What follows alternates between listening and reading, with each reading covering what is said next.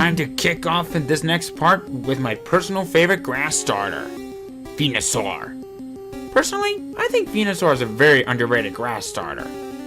Being the only grass starter that has a grass poison type, Venusaur is a very good special attacker and special defender, both of which reaching a maximum of 328. In its mega form, he becomes more of a defensive wall, reaching a maximum of 379. His special attack can even reach a maximum of 377. Despite being a grass poison type, Mega Venusaur only has 2 weaknesses, while its normal appearance has 4.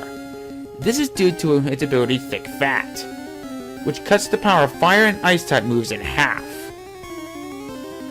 Venusaur is my favorite grass starter, hands down. I just feel so bad that people just don't give it enough attention.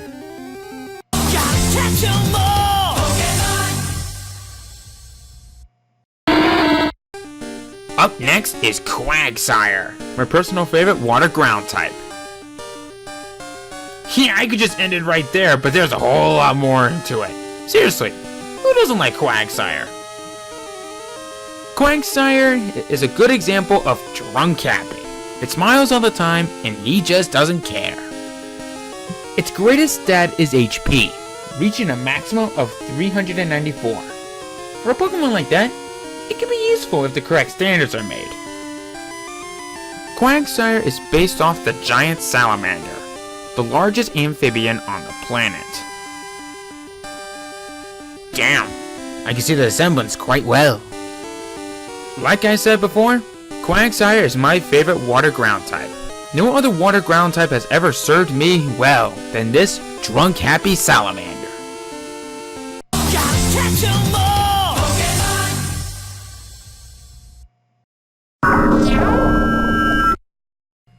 We haven't seen any ghost types on here in a long time, so how about we put one on here at number 38? It looks like Spiritomb is up next. Spiritomb is my personal favorite dual ghost dark type. The main reason I love Spiritomb a lot is mostly because of how mysterious it is. Several of its entries have a unique connection. Here's a couple of examples. The entry from Diamond states, a Pokemon that was formed by 108 spirits. It is bound to a fissure in an odd keystone. That enough for you? Well, how about one more? The entry from Heart Gold and Soul Silver states, it was formed by uniting 108 spirits. It has been bound to an odd keystone to keep it from doing any mischiefs.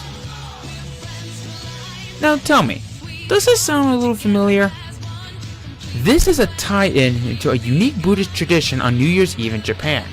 A bell is rung 108 times to chase away the 108 temptations in order to achieve nirvana. You see, it's stuff like this that makes me really love Pokemon. They have a connection to legends, traditions, and so much more.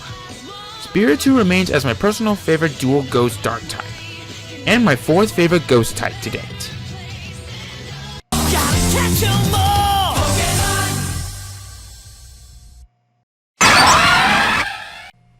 At last we come across the final entry with the entire evolution line sharing the spot.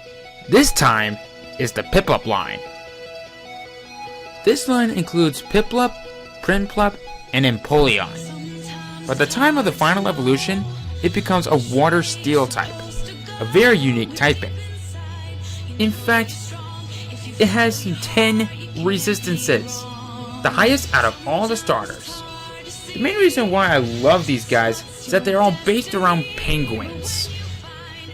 Piplup is based off the little blue penguin, Prinplup is based off the crested penguin, and Empoleon is based off the emperor penguin. With all that, these guys remain as my 3rd favorite water starters to date.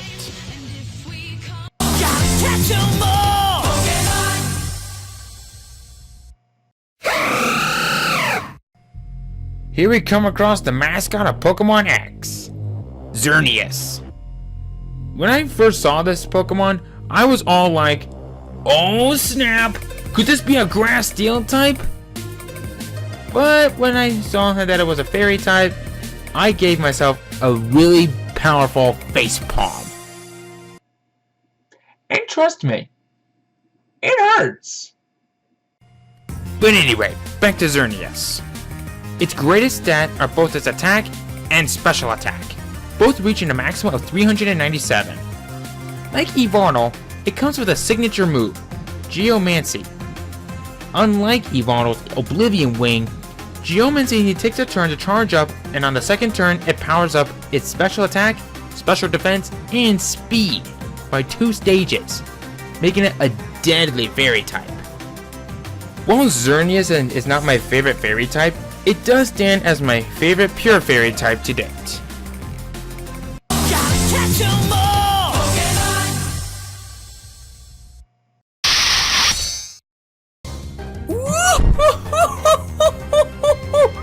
Oh, I've waited a long time to talk about this badass! Say hello to Bisharp, my personal favorite Gen 5 Steel type. And how can it not? This thing and its pre-evolutions are the only dual Dark Steel types. This thing is so dangerous on the battlefield, it could practically make Metal Man jealous.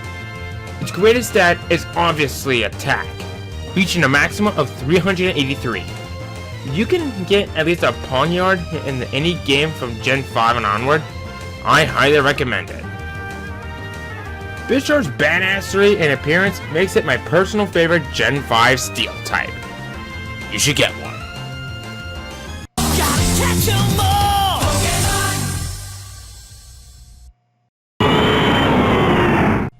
Up next is my favorite Gen 3 Water type and my second favorite member of the Weather Trio, Kyogre. Being the counterpart to Groudon, Kyogre expands the sea and oceans on the planet. Kyogre has a connection to Hebrew mythology.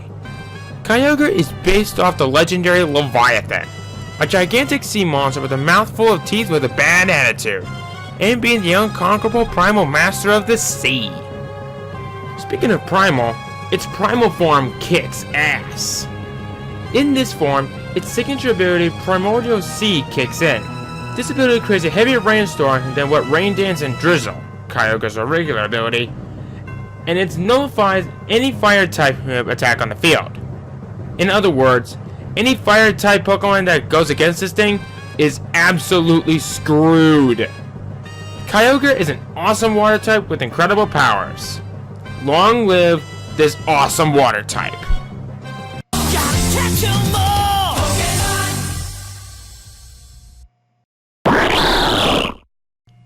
Let's hear it from my second favorite Gen 6 Pokemon, Greninja.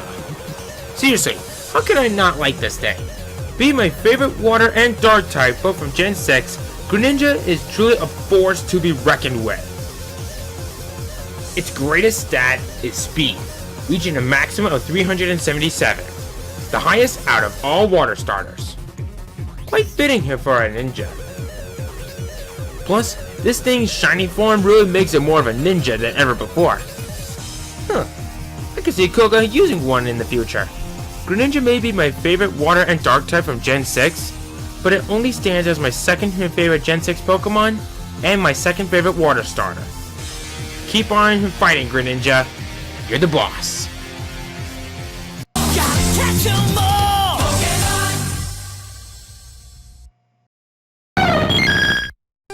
Coming up next is my personal favorite evolution, as well as my favorite Gen 2 non-legendary psychic type, Espeon. Espeon is a great Pokemon to use as a great special sweeper. Its greatest stat, obviously, is special attack, reaching a maximum of 394. In combination of its special attack, its speed can even reach a maximum of 350. To evolve an Eevee into one, its happiness needs to be maximized during the day. It's like Umbreon, but an opposite. But you knew that already, so let's move on already. What makes this thing even better is that it's a starter for both Colosseum and XD Gale of Darkness, which is downright genius. Espeon is a great special attacker for any team. Plain and simple.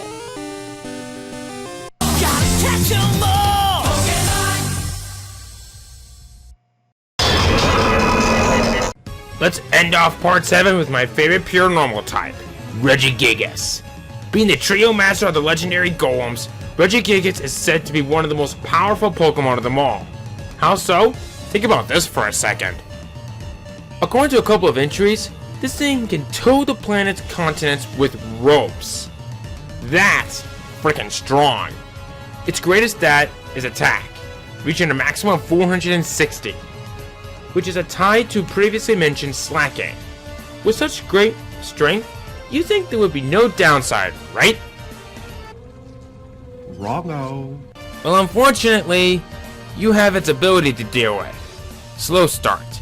Slow Start cuts the attacking speed of the one that has it in half for 5 turns.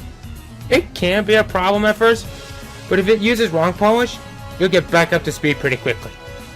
Regigigas was ranked as my favorite pure normal type to date, and my second favorite legendary trio master. Thanks for watching. All the contents and clips that were used to make this video are all owned by their respective owners, so please support the official release. If you're liking the list so far, then please consider giving it a like. Add it to your favorites, or share with your friends on Facebook, Twitter, or anywhere. And if you want to see some more of my Pokemon homework for 2016, then please subscribe today for a Pokemon Let's Play update daily as often as possible, and a Top X video as weekly as possible. Thanks again, everyone, and as always, I will see you guys next time in my next Pokemon video coming soon.